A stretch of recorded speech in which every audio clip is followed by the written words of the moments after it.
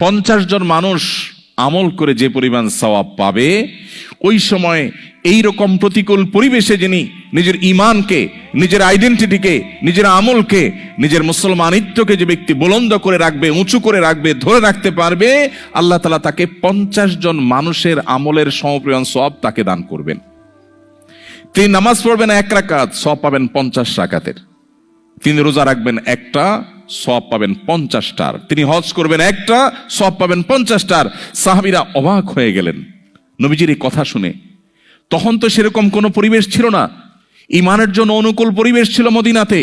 নবী করিম সাল্লাল্লাহু আলাইহি ওয়াসাল্লাম এই কথা শুনে তারা জিজ্ঞাসা করলেন, হে আল্লাহর রাসূল, আপনি যে বলছেন তখনকার মানুষেরা প্রতিকূল পরিবেশে ঈমানের উপরে টিকে থাকতে পারলে একজনে 50 জনের সওয়াব পাবে, সেই 50 জন কি আমাদের 50 জন নাকি তাদের সময়ের 50 জন?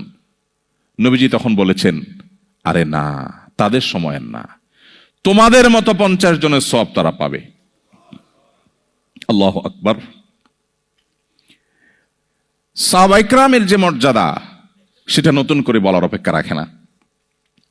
কিন্তু প্রতিকূল পরিবেশে নিজের ঈমানকে, মুসলিম আইডেন্টিটিকে যদি কেউ উঁচু করে সেটাকে নিরাপদ রাখতে পারে, তার আঁচলকে বাঁচাবার জন্য সে যদি সংগ্রাম করে টিকে থাকতে পারে, জ্বলন্ত কয়লা হাতে রাখার মতো এই কঠিন কাজটি যদি সে করতে পারে, নবীজি সাল্লাল্লাহু আলাইহি সাল্লামের হাদিসের এই ভবিষ্যৎবাণীর আলোকে এই সুসংবাদ সে পাবে।